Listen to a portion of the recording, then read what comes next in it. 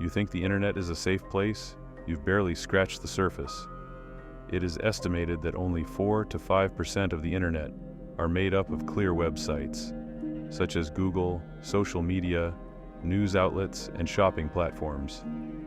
Beneath the sites you visit daily, in the hidden corners of the dark web, lies a world so twisted, so disturbing, that it's better left untouched. But what happens when you can't resist the urge to click? What if one wrong move takes you down a rabbit hole of terror you can never escape?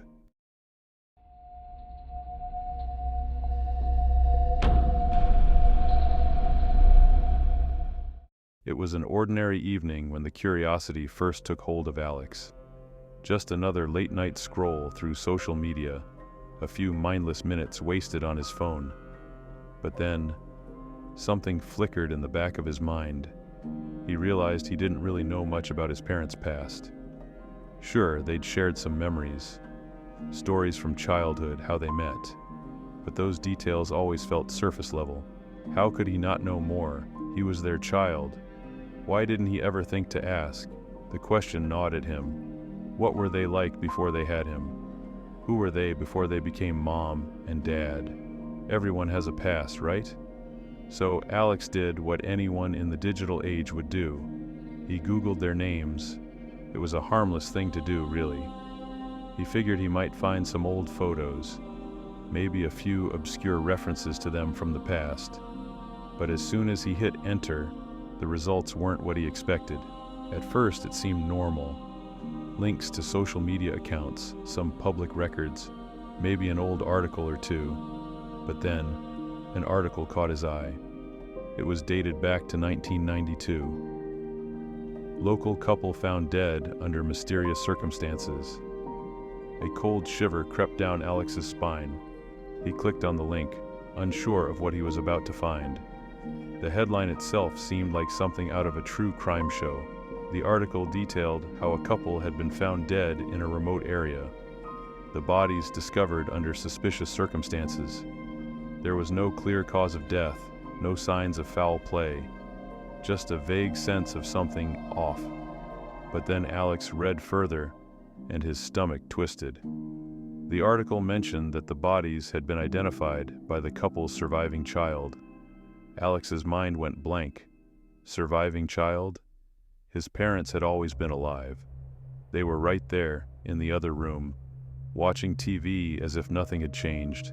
But there it was, in black and white. Surviving child. The words echoed in his head, repeating like a nightmare he couldn't escape. Alex quickly scanned the article again, but there were no further details that would ease his growing anxiety. The case was closed. A mysterious death. The police couldn't find any leads. The couple had just disappeared from the records for years, only to be found dead in the woods without explanation. He was sure it was a mistake, a coincidence. Thousands of people had the same names after all. But the more he thought about it, the more unsettled he felt. There was something wrong with this story. Something didn't fit. Something felt familiar. Unable to shake the unease, Alex decided to confront his parents. But when he brought up the article over dinner, both his mother and father froze. Their faces drained of color, and the room fell into an uncomfortable silence. They exchanged a quick glance, then his father cleared his throat. "Alex, there's nothing to worry about. It's just a mix-up," his mother said, a little too quickly. Her voice wavered. "You're overthinking it." But Alex didn't believe them. Not for a second. They were acting strange, too strange. There was fear in their eyes, something they couldn't hide no matter how much they tried. Later that night, he couldn't sleep. Something in the back of his mind told him that there was more to this than just a simple coincidence. And so, he did what anyone in his position would do. He kept digging.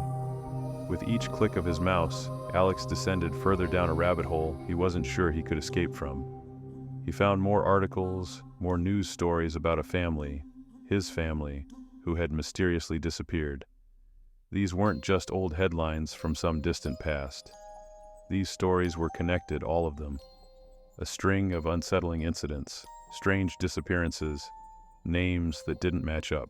One article from 1987 talked about a couple, his parents, vanishing without a trace.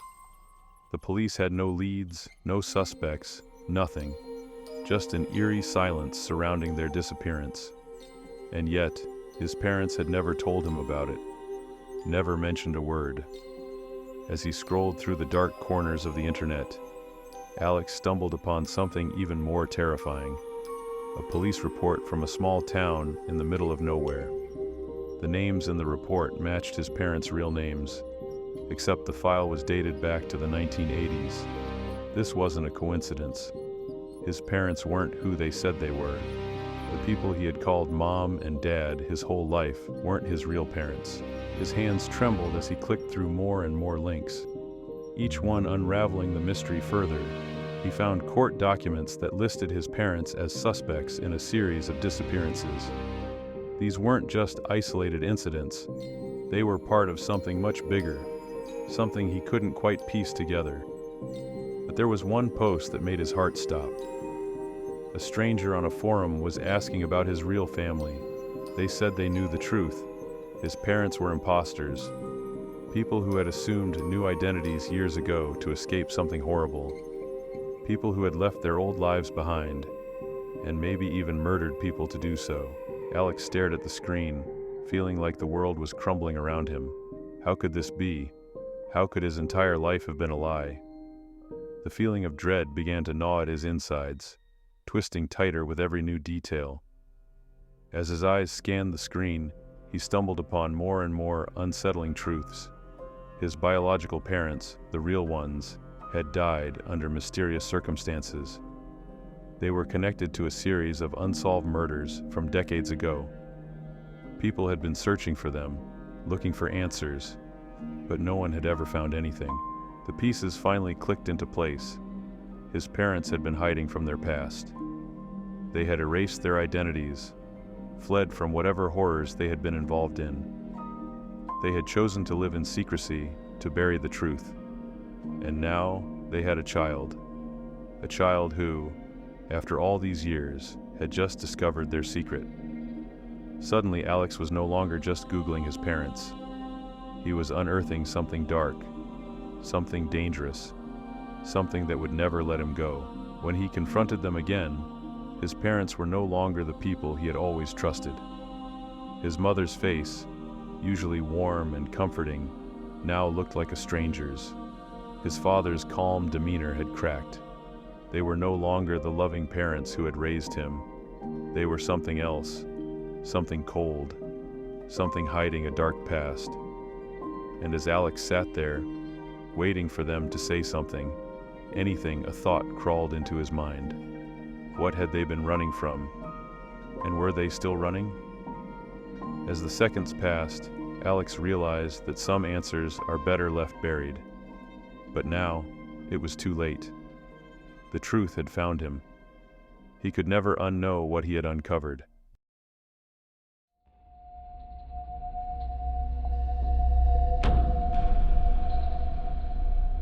You've heard the rumors, you've seen the warnings.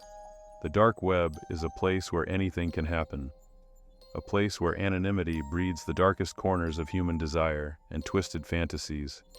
But there's one corner, one forum, that stands out above all others, the Cannibal Cafe. It's a place you should never visit, but one man didn't heed the warnings, and when he stumbled across the Cannibal Cafe, his life was never the same again. It all started when David, a curious, thrill-seeking college student with a fascination for the hidden parts of the internet, was exploring the dark web one evening. Like most, he had heard the stories, the terrifying whispers about what lurked beneath the surface of the web. Stories about illegal activities, human trafficking, and sinister marketplaces. But David was no stranger to the internet's darker side. He thought of himself as someone who could handle whatever the web threw his way. That night, while digging through some forums, David came across an invitation to a secret online group called the Cannibal Cafe. The name alone made his heart race. He'd heard about sites like these, places where people with bizarre and dangerous interests gathered to talk about unspeakable acts, but he couldn't resist. The curiosity was too powerful. He clicked the link. At first, the page didn't seem anything special. It looked like just another old-school forum. Messages arranged in threads, users posting replies, discussions happening on various topics. But as David scrolled through the posts, something was off. The tone of the conversations was disturbingly casual. They were discussing things, horrible, incomprehensible things, that David couldn't even begin to wrap his head around. One thread in particular caught his eye. It was titled, "Looking for a partner to cook with." The post was brief but chilling. "I've got all the ingredients ready. Just need someone to help me with the preparation. Let me know if you're interested." David hesitated.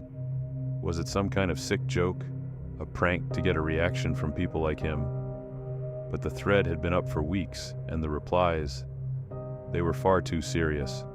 Some users were offering detailed instructions on how to prepare the meal. Others were discussing the best ways to season the meat. As sickening as it was, the conversation appeared real. David's stomach churned. He clicked on another thread. "A Meal to Die For" was the title. The thread was more graphic, with pictures that left nothing to the imagination. The posts were all about the process, the preparation of human flesh, how to preserve it, and how to make it taste as desirable as possible. People shared recipes. It was all detailed, planned out like a sick culinary competition. But there was something else. Hidden within the threads, David started to see more subtle warnings. Others would occasionally post replies like, "Be careful where you meet," or "Don't trust anyone you meet online." The warnings were like a silent scream under the surface of the conversation. But by then, David was too deep in. He started scrolling faster like a man possessed. He couldn't stop himself, he had to see more. Then, it happened. David clicked on a thread titled, "Looking for a New Dish." It had a single post with a cryptic message, "I found someone. Tomorrow's the big day." And attached to the message was a picture. At first, David thought it was just another photo of a butchered animal. But as he stared at the image, he realized with horror that what he was looking at wasn't meat. It was human skin, human fingers, human legs. The bones were carefully cut away, the meat meticulously separated from the body. Whoever had posted that picture wasn't just talking about eating someone, they had already done it. His heart raced as he read the responses to the post. They weren't disgusted or horrified. In fact, they were encouraging. "Nice work, buddy. Can't wait to see the finished meal. Make sure you save me a bite." That's when David felt a cold, paralyzing fear in his chest. His mind tried to rationalize what he was seeing, but the terror was too strong. He backed out of the thread, but it was already too late. The damage was done. The page on the screen suddenly flickered. It was then that David felt it, a feeling of being watched. He glanced over his shoulder, but his room was empty. The hairs on the back of his neck stood on end. He tried to shake it off, but the feeling only intensified. It felt as though the screen was no longer just a window to another world. It was something alive, staring back at him. Suddenly, his screen went black. David's heart pounded in his chest. Was it a glitch? Or had someone from the forum hacked into his computer?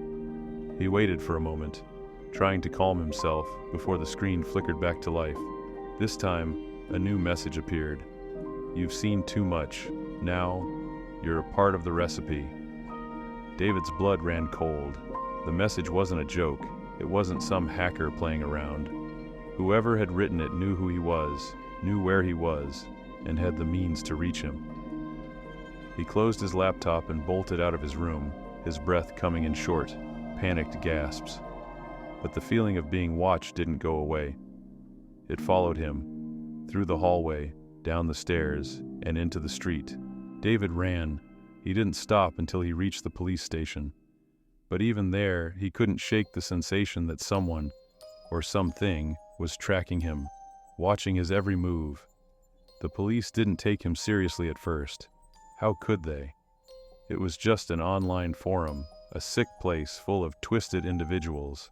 But David couldn't let it go. For the next few weeks, he started to receive cryptic, unsettling emails. Each one was more disturbing than the last.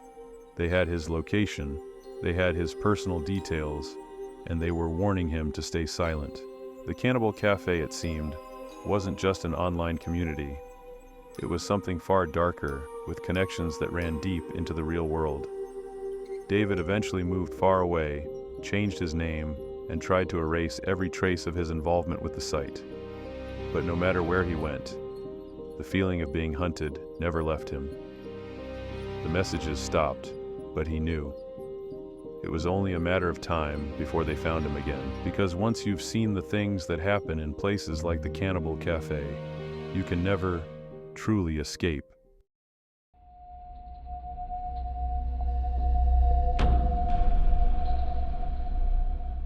It all began with Alex Carter, a programmer and tech enthusiast who spent most of his nights coding, solving problems, and hunting for the next big idea. He was always looking for something new, something that could push his limits, something that could make him famous. And that night, like many others, he found something on the deep web that caught his eye. It wasn't the usual illicit goods or disturbing forums. This was something different, something more subtle, something that felt almost professional. The link was buried in a forum for researchers and scientists, titled "Volunteers Needed for a Groundbreaking Experiment." Alex had always been fascinated by the human mind, by how it could be manipulated through technology. He had seen stories about experiments involving drugs and sensory deprivation, but this was something new. The post claimed to have discovered a way to enhance cognitive abilities and unlock a hidden potential within the human brain. And the best part? All you had to do was volunteer. The ad seemed almost too good to be true, but Alex's curiosity got the better of him. His mind raced with the possibilities. What if this could be the next big thing?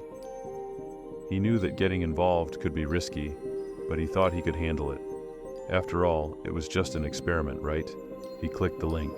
The website was sleek, professional-looking, and incredibly detailed. It described a revolutionary new experiment designed to manipulate and enhance cognitive function. The program promised increased intelligence, focus, and creativity. According to the description, it had been tested on animals, and now, the final phase involved human volunteers. They even had testimonials from others who had participated, scientists, doctors, and a few anonymous volunteers who had benefited from the experiment.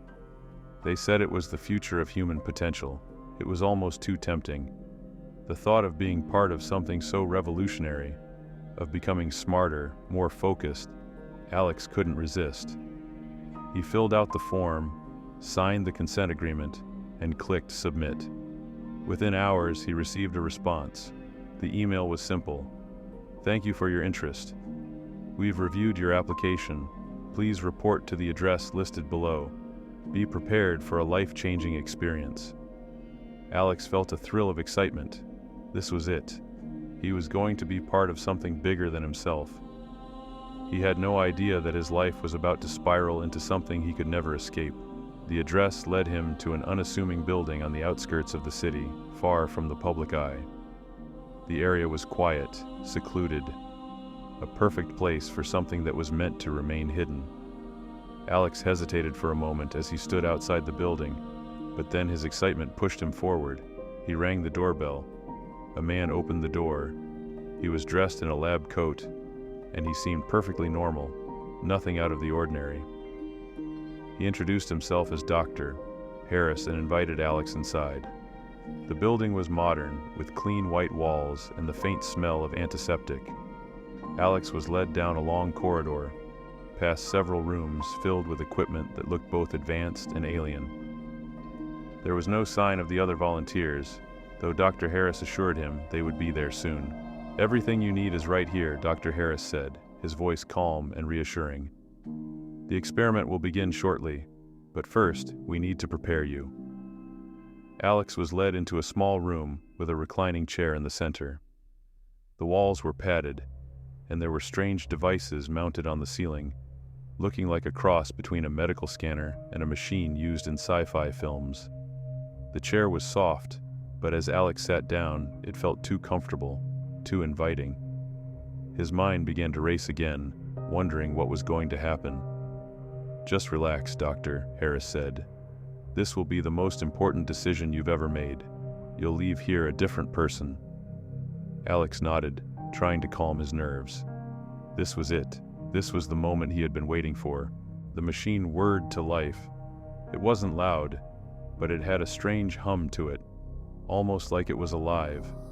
Alex felt a cold sensation as sensors were placed around his head, his wrists, and his ankles. The lights above him flickered briefly, and then, without warning, a needle was pushed into his arm. The sensation was sharp, but Alex barely noticed it. His mind was too focused on the machine, on the feeling that something wasn't quite right. It was too smooth, too sterile. He hadn't expected this. It wasn't the scientific breakthrough he imagined. It was more like an experiment on an animal, too late to back out now. As the needle emptied into his bloodstream, Alex felt a sudden rush of dizziness. His vision blurred, then sharpened. The room seemed to stretch and twist. His heart began to race. The machine clicked and hummed again, and Alex felt something deep inside his mind shift. It was like his thoughts were suddenly flowing faster, his senses heightened to an unbearable degree. He could hear every sound in the building: footsteps, distant voices, the hum of the machines. He could even feel the blood pulsing in his veins. Every thought seemed clear, focused, too focused. And then, the hallucinations began. At first, they were subtle. Flickers at the edge of his vision, distorted shapes moving in the corners of the room. But then they became real. Too real. Figures appeared before him, their faces blurred, their bodies twisted in unnatural ways. They whispered to him in strange, guttural voices. They spoke of things that didn't make sense, things that he couldn't understand. Their words dug deep into his brain, like tendrils burrowing into his thoughts. He tried to scream, but his voice wouldn't come out, and then the pain hit. It wasn't physical, not at first. It was something worse. A sharp, gnawing agony deep within his mind, as if his very consciousness was being torn apart, dissected. His body shook violently, and the whispers became screams, overwhelming him with their intensity. Alex tried to move, but his body was locked in place, pinned to the chair by invisible forces. The last thing he remembered before losing consciousness was the sound of Dr. Harris's voice, distant and calm. "Congratulations, you're no longer just a human."